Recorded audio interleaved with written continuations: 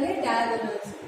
Any line segment मतलब कि कोई भी लाइन सेगमेंट हो विच कनेक्ट्स, वो कनेक्ट होनी चाहिए the two non consecutive vertices, मतलब कि दो कॉन्सेक्यूटिव वर्टाइसेस ना हो of a polygon is called a diagonal. मतलब ये एक यहाँ पे फिगर दी गई है, पॉलीगॉन आपको दिया है, ये पॉलीगॉन है, यस है। अब आपको क्या पता है कि कोई भी लाइन सेगमेंट होनी चाहिए वो दो वर्टाइसेस से ज्वाइंट हो, ठीक है, उसे हम डायगोनल बोलते हैं।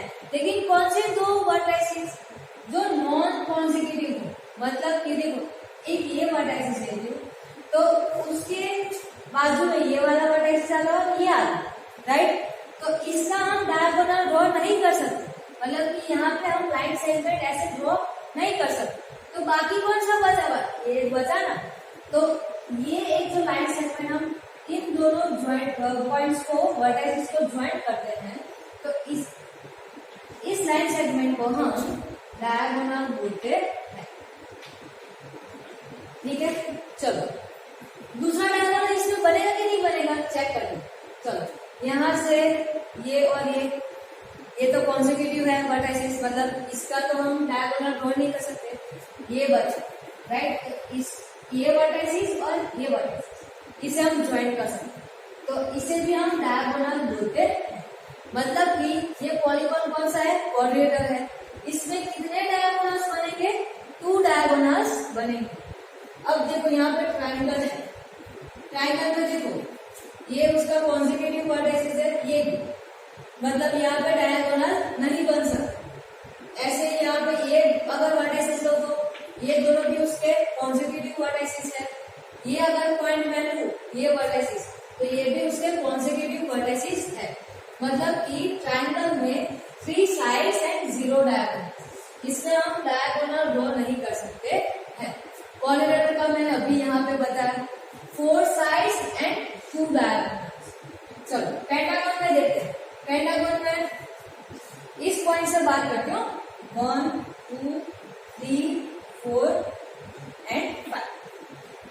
पॉइंट 1 मतलब कि ये वर्टाइसेस है, ये दोनों तो आएंगे ही नहीं, ये दोनों कॉन्सेक्यूटिव है। नॉन कॉन्सेक्यूटिव कौन कौन से हुए, ये एंड ये, तो मैंने यहाँ पे 2 डायगोनल लिखे 1 3 एंड 1 4, ये ड्रॉ कर दिया, मतलब ये दोनों हुए। चलो अब 2 की बात करते हैं, ये दोनों तो एक ये और एक को ये आएगा ही नहीं, तो बाकी कौन कौन से बचे 5 एंड 4, तो ये डायगोनल और ये डायगोनल। फिर 3 की बात करते हैं, देखो 2 एंड 4 तो नहीं आएंगे, कौन कौन से आएंगे 1 एंड 5, तो यहाँ पे मैंने ड्रॉ किया है। 1 3 तो वो ही करते तो 1 3 5 ही बचा था, वो मैंने ड्रॉ कर दिया। 4 की बात करेंगे 3 एंड 5 तो नहीं आएंगे क्योंकि वो कॉन्सेक्यूटिव, तो नॉन कॉन्सेक्यूटिव कौन कौन से 2 एंड 1, तो देखो ये है, ये मैंने ड्रॉ कर दिया। 5 की बात करते हैं तो 5 में 1 एंड 4 तो नहीं आएगा क्योंकि वो कॉन्सेक्यूटिव है। कॉन्सेक्यूटिव मतलब कि तुरंत बाद, ये आपको मैंने चैप्टर नंबर 2 एंड 7 और 6 में भी पढ़ाया था, ठीक है। तो कौन कौन से बचे 2 एंड 3, तो ये मैंने ज्वाइन कर दिया। तो टोटल कितने डायगोनल्स हुए 5 डायगोनल्स, देखो 1 2 3 4 एंड 5। पेंटागन में 5 साइड्स में 5 डायगोनल्स होते हैं। ऐसे आप एन में कितने डायगोनल्स होते हैं वो आप फाइंड कर सकते हो। हेक्सागोन में फाइंड कर सकते हो, फिर हेप्टागोन ऑक्टागोन उसमें भी। ये बात थी डायगोनल्स। अब हम बात करेंगे interior and exterior of a close curve. मतलब कि इंटीरियर मतलब अंदर का पार्ट और एक्सटीरियर मतलब बाहर का पार्ट। क्लोज कर्व में इंटीरियर और एक्सटीरियर कौन सा होता है वो हम बात करेंगे। चलो मैं ट्रायंगल ले रही हूँ, ये क्लोज कर्व तो है और पॉलीगॉन्स भी। इसको मैं स्क्वायर में रख देती हूँ। अंदर का पार्ट इंटीरियर साइड कौन सी होगी, ये वाली, ये पोर्शन पूरा का पूरा इंटीरियर होगा। तो एक्सटीरियर कौन सा होगा, ये पूरा पार्ट, इसे हम क्या बोलेंगे एक्सटीरियर, ठीक है। ऐसे ही कोई भी एक और फिगर लेते हैं क्लोज कर्व वाली। चलो इंटीरियर कौन सा, ये बॉर्डर है, उसके अंदर का जो भी पोर्शन है उसे हम इंटीरियर एरिया, ये इंटीरियर होगा। और एक्सटीरियर कौन सा होगा, ये पूरा बाहर, ये पूरा एक्सटीरियर होगा। चलो अब हम बात करते हैं कॉन्वेक्स पॉलीगॉन्स। कॉन्वेक्स पॉलीगॉन्स मतलब क्या, the polygons which have all the diagonals inside the figure are known as the convex polygon। मतलब कि जितने भी पॉलीगॉन्स में जितने भी डायगोनल्स हो वो फिगर के अंदर हो, उसे हम कॉन्वेक्स पॉलीगॉन्स कहते हैं। क्लियर। चलो अब हम बात करते हैं कॉनकेव पॉलीगॉन्स के बारे में। हमने पहले क्या देखा था, कॉन्वेक्स पॉलीगॉन्स, और अब हम बात करेंगे concave polygons. The polygons which have some of its diagonals outside the figure also are known as the concave polygons। Convex में क्या था कि जितने भी उसके डायगोनल्स है वो फिगर के अंदर होते हैं, ठीक है, तो उसे हम कॉन्वेक्स पॉलीगॉन बोलते थे। लेकिन कॉनकेव में क्या है कि डायगोनल्स फिगर के अंदर और फिगर के बाहर, ऐसे पॉलीगॉन्स और डायगोनल्स अगर हम ड्रॉ कर सके तो उसे हम क्या बोलते हैं, कॉनकेव पॉलीगॉन्स बोलते हैं। यहाँ पर एक आपको एक क्वाड्रिलेटर दिया गया है, 1 2 3 4 साइड्स है, मतलब कि ये क्वाड्रिलेटर है। अब इसे अगर मैं डायगोनल्स ड्रॉ करूं तो देखो एक ए एंड सी, ये राइट सेगमेंट से एक डायगोनल ड्रॉ किया, ये फिगर के अंदर है, और दूसरा देखो बी डी, ये फिगर के बाहर है, ठीक है, तो उसे हम क्या बोलते हैं, कॉनकेव पॉलीगॉन्स। मतलब कि ये दोनों के दोनों अगर फिगर के अंदर हो तो उसे हम यहाँ पे दूसरा क्वाड्रिलेटर ड्रॉ करते हैं, कॉन्वेक्स पॉलीगॉन कहते हैं। इसे हम कॉन्वेक्स पॉलीगॉन कहते हैं क्योंकि इसके दोनों के दोनों डायगोनल्स, जितने भी डायगोनल्स क्वाड्रिलेटर में, पेंटागन में, जितने भी अगर डायगोनल्स फिगर के अंदर हो तो उसे हम कॉन्वेक्स पॉलीगॉन, और इसमें से कोई भी एक डायगोनल फिगर के बाहर हो तो उसे हम कॉनकेव पॉलीगॉन बोलते हैं। और दूसरा ऑब्जर्वेशन आप देख सकते हो कि कॉन्वेक्स पॉलीगॉन में diagonal intersect to each other intersect होते हैं, दो डायगोनल्स एक दूसरे के साथ इंटरसेक्ट करते हैं। लेकिन कॉनकेव में क्या होगा कि वो दोनों के दोनों डायगोनल इंटरसेक्ट नहीं होंगे। चलो अब हम बात करते हैं रेगुलर एंड इरेगुलर पॉलीगॉन्स के बारे में। इरेगुलर पॉलीगॉन्स मतलब क्या एंड इरेगुलर पॉलीगॉन्स मतलब क्या। Polygons which are equilateral are called regular polygons।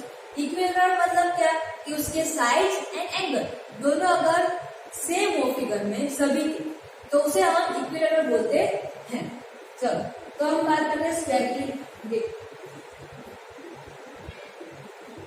फिर ट्राइंगल बात करते हैं, और रेक्टेंगल की बात करते हैं, और एक और ट्राइंगल है राइट एंगल ट्राइंगल, ठीक है।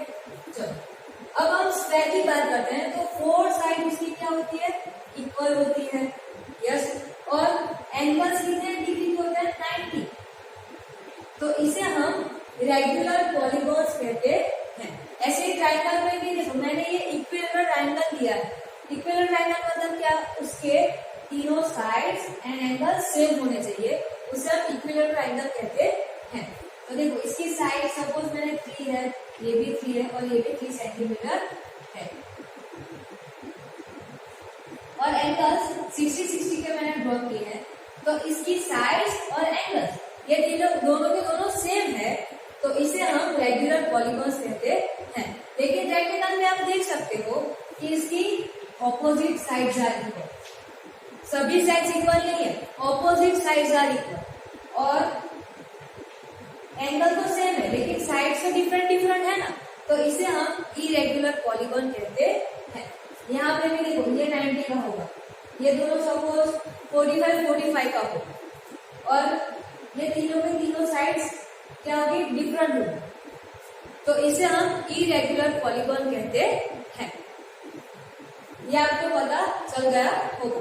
अब हम बात करेंगे angle sum property. Angle sum property, the sum of the interior angles. कौन से एंगल्स बोले गए आपको? इंटीरियर्स, मतलब कि कोई भी आपको एंगल दिया गया है उसके अंदर की साइड के जितने भी एंगल्स होते हैं वो ऑफ अ पॉलीगॉन, कोई भी पॉलीगॉन्स दिए गए हैं वो remains the same according to the number of side regardless of the shape of the polygons. मतलब कि वो सभी उसके पॉलीगॉन्स के जो शेप होता है उसके ऊपर डिपेंड होता है। अब आपको the sum of the interior angles of a polygon is, मतलब आपको कोई भी, चलो ऐसा मैं कहती हूँ कि आपको एक पेंटागन दिया गया है, आपको इंटीरियर एंगल्स के बारे में पता है कि sum of interior angles in pentagon कितना होता है? नहीं पता है, तो वो हमें फाइंड करना है।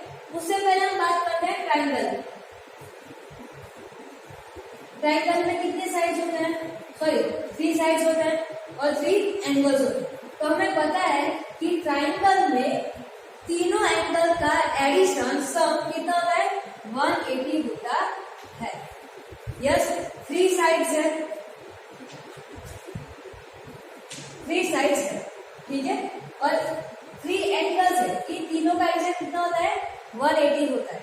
ऐसे ही अगर मैं कोऑर्डिनेटर ड्रॉ करूं, ठीक है, तो इसका 4 एंगल्स हुए, 4 एंगल्स का एडिशन सम कितना होता है? 360 होता है। तो हमें ये कैसे पता चला? तो उसके लिए एक फॉर्मूला है कि इंटीरियर एंगल्स ऑफ पॉलीगॉन आपको फाइंड करना हो सम उसका, तो n-2 multiply by 180। Clear? n मतलब क्या? Number of sides of the polygons, मतलब कि जितने भी पॉलीगॉन्स है उसकी साइड्स कितनी है उसके नंबर्स हमें पता होने चाहिए। चलो पहले मैं ट्राइंगल की बात करती हूँ, ठीक है। तो ट्राइंगल में 3 साइड्स होते हैं, तो 3 n की जगह पे क्या आएगा? 3 आएगा। 3 - 2 मल्टीप्लाई बाय 180, तो 3 - 2 1 आया, 1 मल्टीप्लाई बाय 180 180 आएगा। तो हमें पता ही है कि 3 साइड ट्राइंगल में 3 एंगल्स का एडिशन कितना होता है? 180 ही होता है। चलो तो अब कोऑर्डिनेटर की बात करते हैं। तो कोऑर्डिनेटर में कितनी साइड्स होती है? 4 साइड्स होती है। तो n इक्वल टू क्या आएगा? 4 आएगा, -2 मल्टीप्लाई बाय 180, तो क्या होगा? 4 - 2 2 मल्टीप्लाई बाय 180, तो क्या होगा? 360, राइट। ये भी हमें पता है कि कोऑर्डिनेटर या फिर स्क्वायर या रेक्टेंगल, इन सब में 4 एंगल्स का एडिशन कितना होता है? हमेशा 360 ही होता है।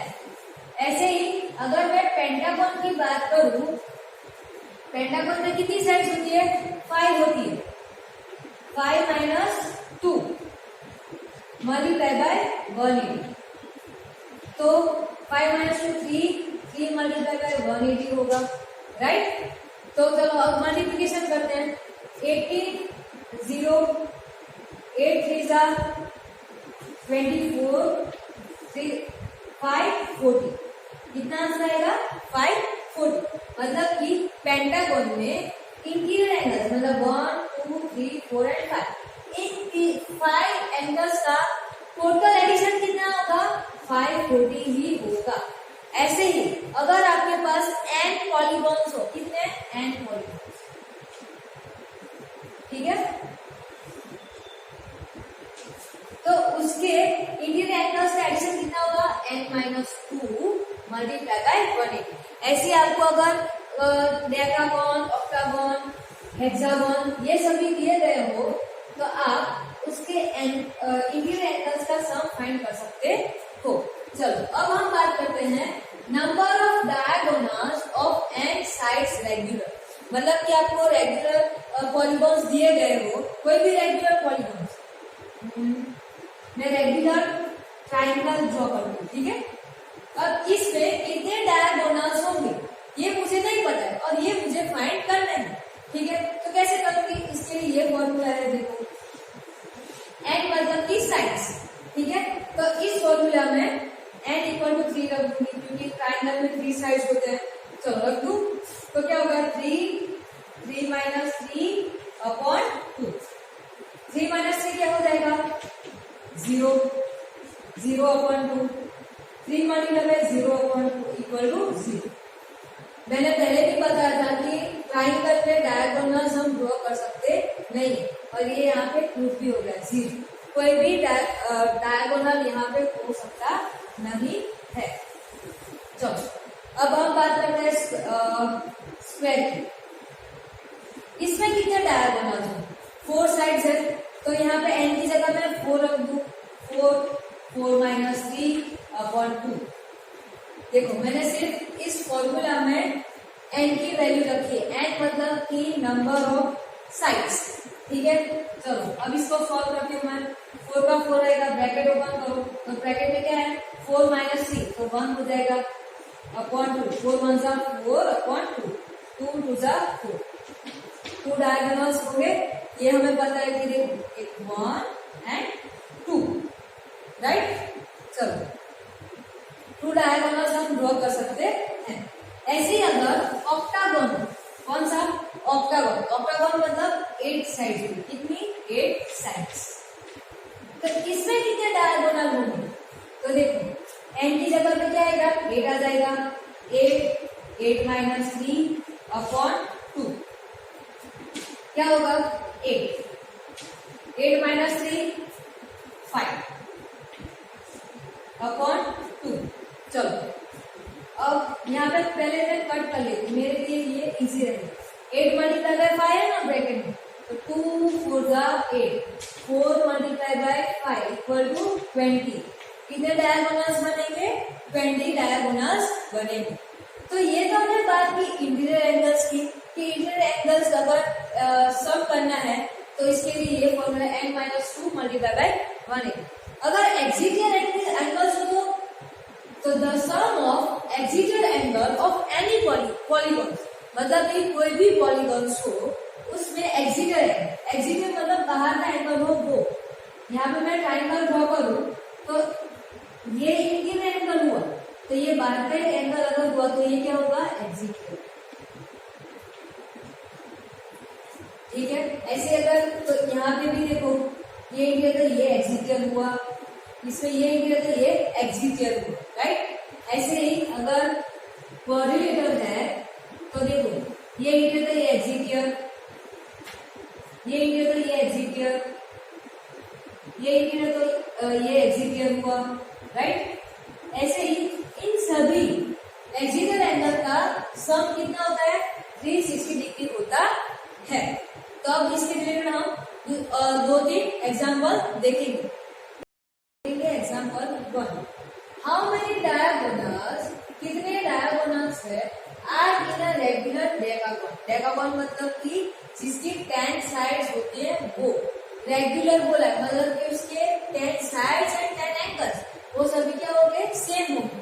तो उसमें कितने डायगोनल्स हम ड्रॉ कर सकते हैं वो आपको फाइंड करना है। अब पहले तो डेकागोन आप ऐसे गिन तो नहीं पाओगे कि डेकागोन ड्रॉ करोगे और फिर डायगोनल्स ड्रॉ करोगे और फिर काउंट करोगे।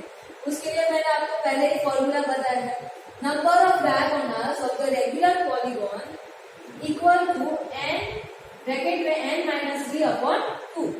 n मतलब क्या होगा यहाँ पे रेगुलर डेकागोन मतलब उसकी कितनी साइड्स होगी 10 तो n इक्वल टू क्या होगा 10 तो 10-3 अपॉन 2। चलो अब इसको सॉल्व करते हैं 10 - 3 क्या होगा 7 अपॉन 2। चलो 2 5 जा 10 5 मल्टीप्लाई बाय 7 कितने होगा 5 7 जा 35। टोटल कितने डायगोनल्स होंगे 35 डायगोनल्स हम डेकागोन में ड्रॉ कर सकते हैं। अब हम बात करते हैं second example what is the sum of all interior angles of regular decagon मतलब कि डेकागोन में sum of all interior angles का टोटल सम कितना होता है वो हमें फाइंड करना है। तो मैंने इसका भी फॉर्मूला आपको बताया, कौन सा, n-2 multiply by 180 degree, right. चलो डेकागोन है, मतलब कि कितनी साइड होगी, 10। तो n इक्वल टू मैं क्या यहाँ पे क्या रखूंगी, 10 रखूंगी, 10-2 मल्टीप्लाई बाय 180। चलो 10-2 मतलब 8 मल्टीप्लाई बाय 180। चलो मल्टीप्लिकेशन करते हैं, 8 मल्टीप्लाई बाय 0 0, 8 8 जा 64, 4 यहाँ पे रखेंगे और 6 कैरी होगा, 8 1 जा 8 प्लस 6 कितना होगा, 8 9 10 11 12 13 एंड 14। तो कितना आंसर आया, 1440 डिग्री। मतलब कि interior angles in decagon total sum कितना होता है इसका, 1440 डिग्री होता है। एक एग्जांपल लेते हैं तीसरा, फॉर द गिवन फिगर, यहाँ पे आपको फिगर दी गई है, ठीक है। Show that the sum of the measure of external angles of the polygon is 360। मतलब आपको क्या शो करना है कि एक्सटर्नल एंगल्स मतलब एक्सिटियर एंगल्स, उसका कितना सम करोगे तो कितना आना चाहिए, 360 डिग्री आना चाहिए, वो हमें प्रूफ करना है। तो चलो आपको पहले तो यहाँ पे फिगर दी गई है, उसमें इंटीरियर एंगल्स का मेजरमेंट दिया है, कितना 110, 85, 120, 45 डिग्री, और आपको एक्सिटियर एंगल्स आपको पहले तो फाइंड करना है, राइट। तो पहले हम एक्सिटियर एंगल्स फाइंड करेंगे, और मेरी आसानी के लिए मैंने यहाँ पे आपको एक्सिटियर एंगल्स जहां पे भी बनते हैं वहां पर मैंने x, y, z and w names दे दिए, ठीक है। तो पहले मुझे x फाइंड करना, तो देखो 85 है, ये इंटीरियर एंगल है, और x एक्सिटियर एंगल, तो ये क्या है, t बन रहा है, t मतलब क्या होगा, लीनियर पेयर बन रहा है, यस। तो हमें पता है कि लीनियर पेयर का टोटल एडिशन कितना होता है, 180 डिग्री होता है। तो मैं लिखूंगी x plus 85 equal to 180 degree. तो यहाँ से मुझे x मिल जाएगा, x इक्वल टू क्या होगा, 180 माइनस 85, यस। ये हमने चैप्टर नंबर 2 में देखा था कि अगर राइट हैंड साइड पे मुझे x फाइंड करना है, उसके साथ कोई भी नंबर एडिशन या सब्ट्रैक्शन में है, वो अगर लेफ्ट हैंड साइड में जाएगा तो उसकी साइन चेंज हो जाएगी। यहाँ पे एडिशन है तो क्या हो जाएगा, साइन सब्ट्रैक्शन आ जाएगा। तो x कितना मिला हमें, 95 डिग्री, राइट। तो हम यहाँ पे लिखेंगे एंगल ऑफ, सॉरी क्या लिखेंगे, angles of a linear pair.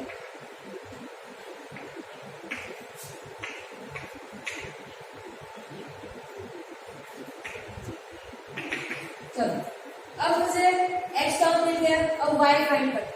यहाँ पे भी देखो t बन रहा है, मतलब कि ये भी लीनियर पेयर बन रहा है, तो हमें पता है कि लीनियर पेयर का टोटल एक्शन कितना होता है, 180 होता है। तो क्या लिखूंगी मैं, y plus 120 equal to 180 degree. Therefore y यहाँ से मिल जाएगा 180 माइनस 120, कितना आ जाएगा, 60 डिग्री। यहाँ पे भी मैं लिख सकती हूँ एंगल्स ऑफ लीनियर पेयर।